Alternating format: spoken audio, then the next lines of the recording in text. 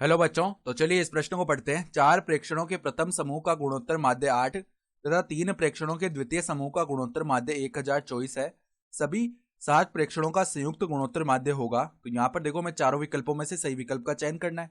तो प्रश्न में आगे बढ़ने से पहले इस प्रश्न से संबंधित जो मुख्य उदाहरण है उसकी हम चर्चा कर लेते हैं। तो देखो, मुख्य उदाहरण क्या हो जाएगी। यदि देखो हमारे पास n संख्याएं हो किस प्रकार की, a1 a2 a3, इस प्रकार से कुल मिलाकर n प्रेक्षण हो, ठीक है, an तक हो, तो इनका गुणोत्तर माध्य क्या होता है। तो इन प्रेक्षणों का गुणोत्तर माध्य, इन प्रेक्षणों का गुणोत्तर माध्य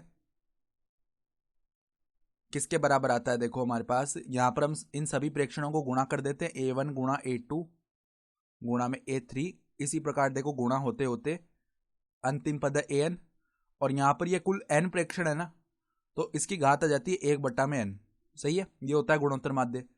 तो अब देखो मैं क्या बताया हुआ है, चार प्रेक्षणों के प्रथम समूह का गुणोत्तर माध्य 8 है।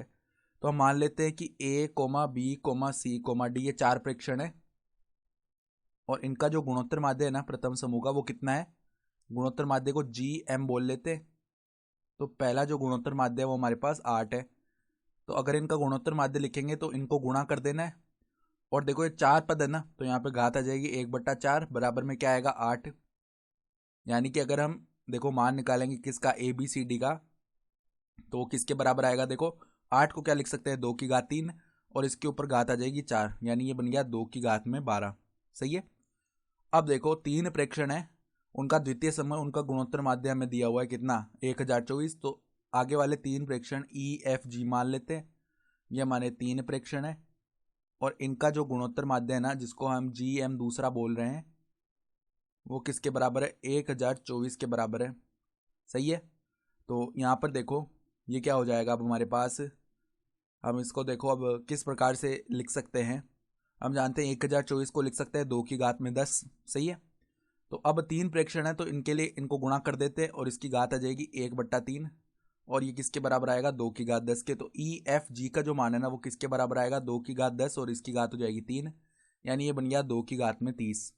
तो हमें मान किसका निकालना है, हमें 7 प्रेक्षणों का संयुक्त माध्य निकालना है। ठीक है।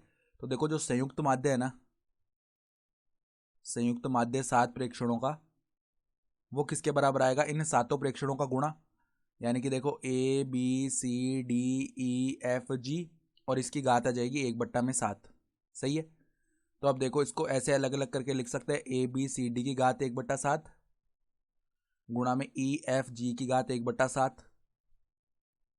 तो अब देखो ए बी सी डी का जो मान है ना, वो किसके बराबर है, 2 की घात 12। तो 2 की घात में 12 आ जाएगा, इसकी घात है 1/7, और यहाँ पर देखो ई एफ जी का मान है 2 की घात 30, और इसकी घात है 1/7। तो अब देखो ये 2 की घात में क्या हो जाएगा, 12/7, और यहाँ पर क्या आ जाएगा, 2 की घात में 30/7। सही है। तो अब ये आधार समान है, घातें जुड़ जाएंगी। ठीक है। तो ये क्या बनेगा, 2 की घात में 12 + 30 हो गया 42/7। तो 7×6 = 42 होता है, तो 2 की घात में 6 आ गया।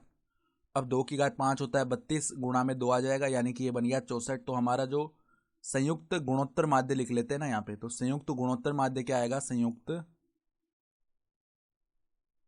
गुणोत्तर माध्य, संयुक्त जो गुणोत्तर माध्य है ना, उसका मान किसके बराबर आ गया, 64 के बराबर। यानी कि जो विकल्प ए है ना, वो हमारा सही विकल्प हो रहा है।